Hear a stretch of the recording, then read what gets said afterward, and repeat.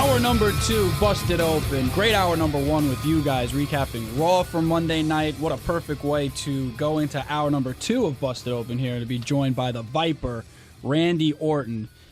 Also, of course, a movie star. 12 Rounds 2 Reloaded, the star of that. Lots of action and stunts in this movie. Randy, do you have a stunt double in this movie? I actually do. His name was Ed, and he was a nice guy. Didn't see a lot of work because I wanted to do every single stunt myself. Get the hell out of here. Yeah, well, you know, and they put me in a car because they asked me, you know, it'd be a lot easier to shoot the stunts in the car if you were really driving. Like, how comfortable are you behind the wheel? And my wife hates my driving. Probably do what you need pretty well. And, in traffic, I have no problem with the close calls, like I can feel it. And he put me behind the wheel, and next thing I know, I'm doing 180s, and I'm bashing cop cars and just having a blast. So, yeah, I did all my own stunts, except for a spot where he gets kicked down the stairs, and he just wanted to do it. And I realized at that point in the shooting process that these stuntmen only get paid well when they take the big falls. So, okay, come on. I like you, Ed. We'll get you a paycheck out of the deal, man. Come on, But yeah, most of all the fights were me. But it was a great time. It really was. So Ed must have been worried. He's like, this guy's taking a paycheck away from me, sitting back in the chair saying, all right, am I going to go? Am I going to get paid today? Exactly. They actually, the other stunt guys, because I worked with a whole team of stunt guys, putting the fight scenes together, like, the choreography. And they kind of told me, like, hey, you should let Ed do a couple things there. And then the director didn't want me to take the bump down the stairs, so I didn't do it. But I'm sure Vince didn't want you to take that either. Yeah, well, you know what? He wasn't there. I think I could have, But my stuntman, so he's about to do this thing, and he takes all this time to put this, like, armor-plated Kevlar all over his body, his legs, like, head to toe. So, like, he's not going to feel a thing. I'm thinking, well, I could have done that easily. I'm not wearing armor in the ring, and I'm RKOing guys on the stage, the greats on the stage. That's way worse than what you're doing, But, to each his own, I guess. You and your Kevlar armored plates, keep them. It's good to know that Ed made some dough in 12 Rounds 2 Reloaded. Good for Ed. What we noticed, of course, being the pro wrestling show that we are, is you didn't take any time off of WWE. So your travel and your schedule must have been out of control. Yeah, I was gone. Directly following the movie, we did a 3-week European tour. So I had to tack that 3 weeks on the end of the 5 or 6 weeks I spent in Vancouver. But while I was in Vancouver, I was flying in and out each week to do Raw or SmackDown or both or one or the other. I actually don't remember exactly which show it was. But, we were all over the country. There was 1 week we were on the West Coast. So being in Vancouver, I was able to just fly south, I think work the show in San Diego and fly back. So I actually had a little time because I got in early. But the other ones, I was flying like connections from Vancouver through, across immigration, which is a pain in the ass, to Buffalo, New York, and that would take forever. So by the time I get back, they're ready to shoot, and they're not going to wait for me to get my little beauty sleep in, like we're going, and that's how they do those movies. Bam, bam, bam, bam, bam. So what's tougher, a WWE schedule or a movie schedule? Well, I think when you do both of them together, yeah, they're both pretty tough on their own, but together, I don't know if I'd ever do that again. Now, the premise of the movie is you got to put these clues together. You got a homicidal maniac that you're trying to track down. Sure. Now, for me, if I'm late for work, I forget to tie my own shoes. So how are you putting these pieces together to find this maniac? Well, sure. Yeah, no, good question. There's a script, so I know what's going to happen before it happens. That's a good answer. I like that. I wish life was like that. That's good. Yeah. Oh, jeez. We will definitely get some more info and questions to Orton on 12 Rounds 2 Reloaded. But finally, a bigger wise ass than me. I don't know. I don't know if that's possible. But first, let's just talk about Monday night.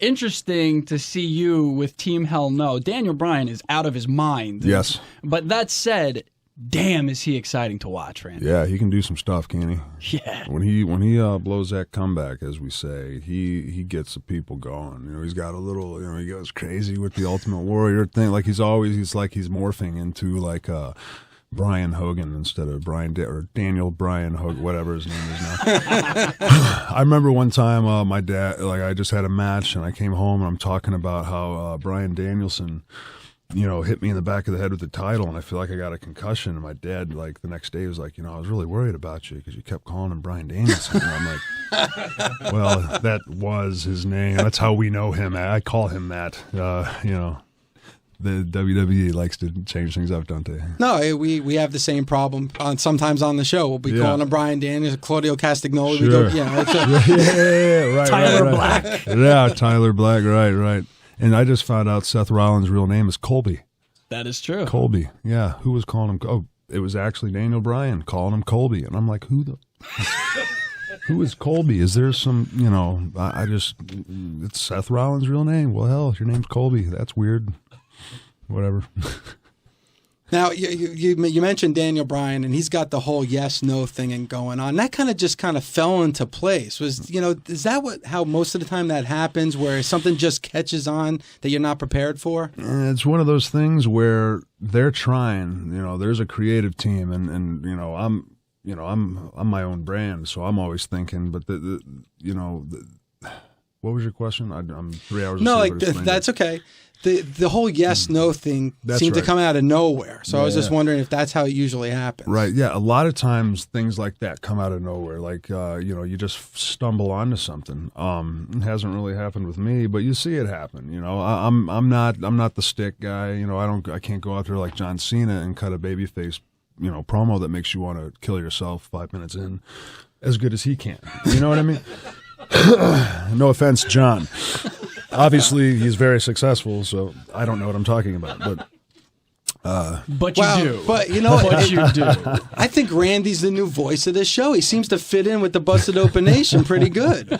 You ain't lying about that. Okay, funny John Cena story. Please. I tagged with him last week or the week before on a Raw Super Show or a live event Super Show. Both rosters were there. And we're out there in the ring, and it's me, Cena, and somebody, maybe Kofi or Sheamus, against Big Show, Mark Henry, and somebody else, I forget. And Cena says, "Can you do a drop kick tonight?" And I go, "Yeah, can you?" And he goes, "We're in the ring, the bell's about to ring, and he's starting." And he goes, "All right, I'm gonna tag you in a second, and let's do a double drop kick." Now I'm thinking in my head, this motherfucker don't need to be doing no drop kicks. That's what I'm thinking. So he tags me in. He ducks a punch from Show. Show turns around. And before I can even step through the ropes, Cena's up in the air, drop kicking Show. And I'm looking at him. I thought you said a double drop kick. So next time he calls anything, I'm going to think twice because I ended up jumping up in the air while Show's already on the ground and just landing on my head. Oh. So it was a double drop kick where he went and then I said, I tried to get, nope.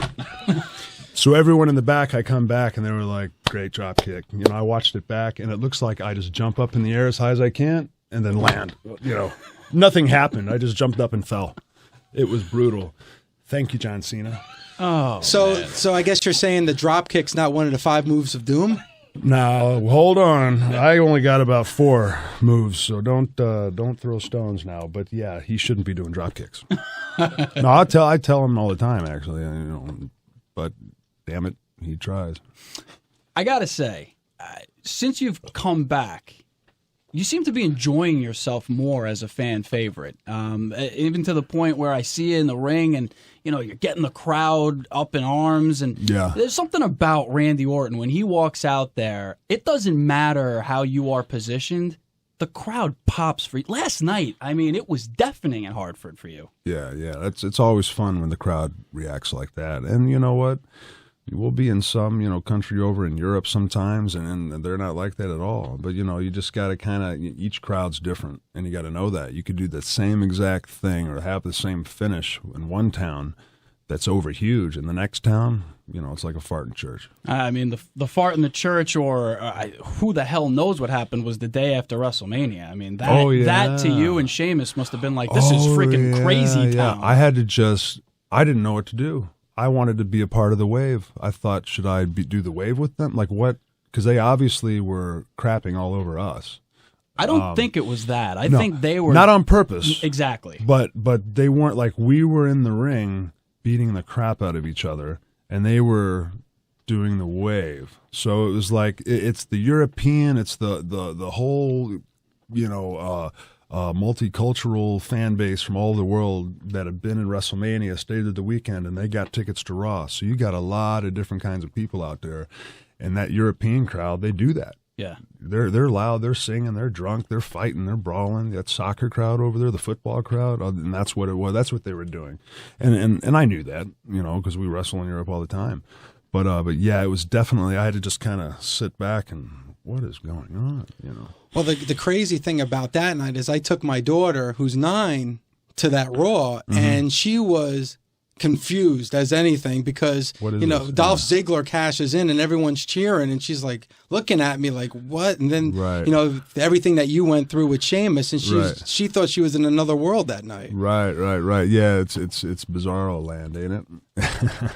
It was weird. Is that the WrestleMania crowd though? Is that what's been going on the last couple of years when it comes to WrestleMania? You can't, anything can happen. Anything can happen. Like, it just depends. Like the first year Rock hosted WrestleMania, it's not when he worked Cena, but he hosted WrestleMania. Like it's almost like it didn't have the appeal like when it happened.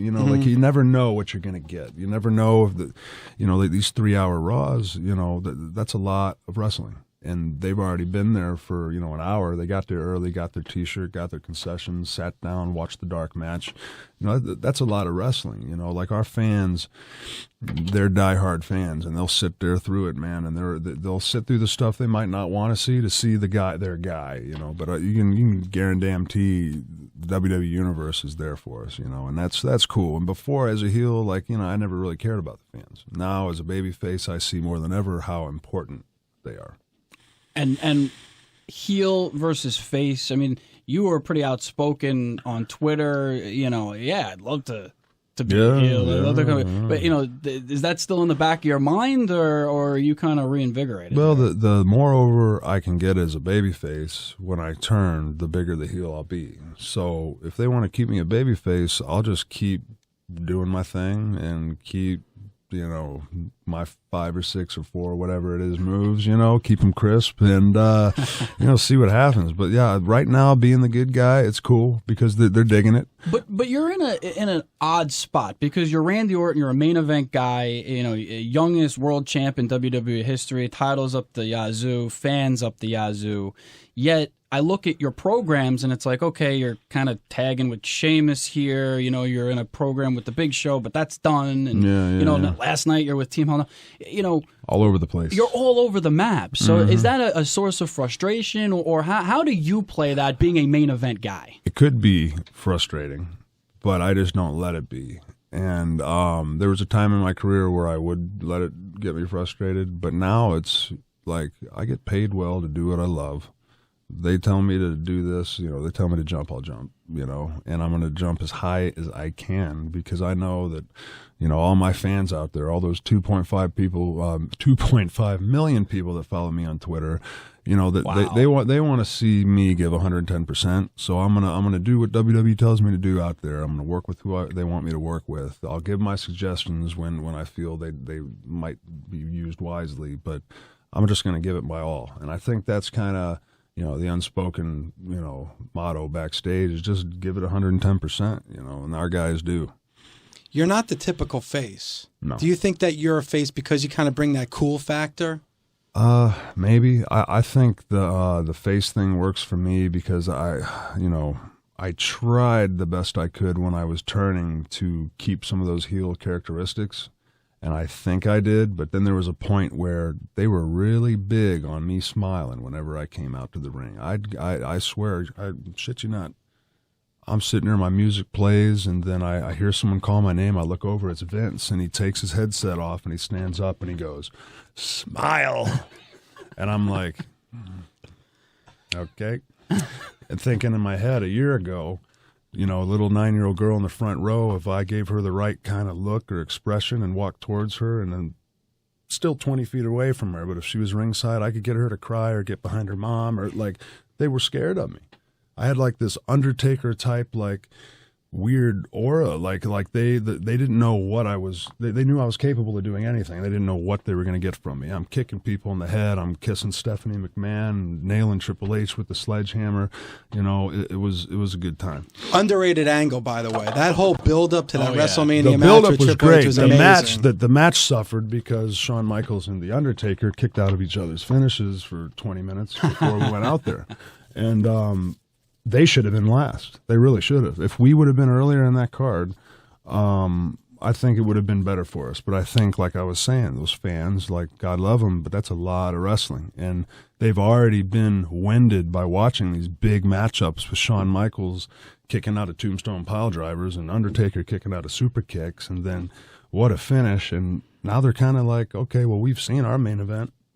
And now when me and Triple H go out there and we're not, doing 5 RKOs or 5 pedigrees and kicking out of them, and doing that, it's just not the same. So that's something we talk about on the show. I'm glad you brought it up. And such an underrated yet vitally important piece to the puzzle is match placement. We always talk about this coming into a pay-per-view and like, okay, how are the matches going to work out and who's starting it, which is a vital spot to be in, and what's the main event and what's the come down match and all that stuff. Is that something the guys in the back talk about? Like, oh crap, I got this match in front of me, now we're gonna have to go all out, we're gonna have to do this and that. Well, you don't want to step on each other's toes in the regard that, like, I'll do the superplex sometimes, and sometimes other guys will do one, and like, hey, you staying away from the top turnbuckle tonight? You doing anything with the superplex, teasing it or whatnot? And they might say yes or no, or no, not if you are. That was my dad's finish, so I kind of that's yours. I get that, but like we communicate with each other and make sure we're not stepping on each other's toes. But like I said, everyone's working hard. Everyone's trying to have the best match on the card. Last question from me and family. Before I had my daughter, I used to wear Motorhead T-shirts and ripped jeans. That was a joke. As I'm wearing a Motorhead T-shirt and ripped jeans. How much has that changed you? Fatherhood changed you? Being, head of a family has changed you in your career? Big time. The responsibility factor, really getting married, settling down, and having a kid. That was the biggest thing for me. I realized, this little girl come into my life that I created with my wife, and how special is that? You're a dad. You said you got a little girl. I wanted a little girl so bad too. The whole daddy's little girl thing was intriguing to me, and I got that relationship with her now. So it's really been cool. But it's taken me back, and I realized, like, my decisions affect her. So you got to think before you act. Last one for me, Randy, and I'd be remiss if I didn't ask you. You being a multi-generational superstar, and you got a couple, that are in the mix. Curtis Axel is there. Bray Wyatt's on the way up. You have a lot more that have that pedigree, so to speak. Mm-hmm. Blessing or curse? There's obviously, it helps you probably get a name and get a foot in the door, but boy, there's got to be an awful lot of pressure. Yeah, yes and no. I think it might depend on who your old man was too. Yours is a Hall of Famer. Yeah, no, right, and so is Cody's, so is Ted's, so is Curtis's. I want to say Michael McGillicuddy, but that's like blasphemy. That's awful. Yeah, I'm happy for him. By the way, he got the Curtis Axel moniker, in respect of his father and his grandfather, like that. Larry the Axe, like that. That's cool.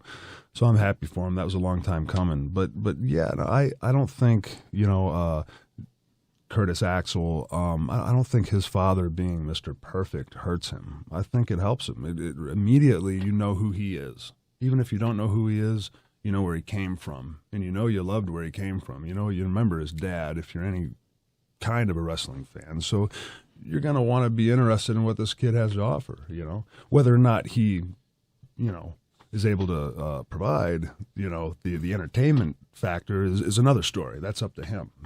And real quick, because, you were part of that illustrious, like, what was it, 2002 when you came up? You, Cena, Lesnar. Yeah. Who am I? Batista. Shelton Benjamin, Charlie Haas. What an amazing class that year. Right now, we're kind of in that time for WWE. Shield, Big E, Ryback, all these guys are kind of coming up. A couple of guys we just talked about, Curtis Axel, Bray Wyatt. Yeah. Is that this kind of next illustrious class for WWE potentially? I could say yes. I could say yes, it is. Like that class that I was in with Lesnar and those guys, there's no Lesnars or Batistas walking around there right now. Big E, he's a strong dude. Ryback's a strong dude. But you put Batista next to those guys, he was 6'6" and, 320. Those guys are, they're pushing 6'1", 6'2", but Batista was wide. He was a big old dude. Those guys could beat him in a bench press contest, but I'd rather look like Dave. If I was going to intimidate somebody, give me the Batista build any day. Great stuff from Randy Orton right there. We hate to let you go. We know you're pressed from time. 12 rounds 2 reloaded. He's the star. You got to get this on Blu-ray. Randy, great meeting you. Catch you again sometime, man. Thank you for having me.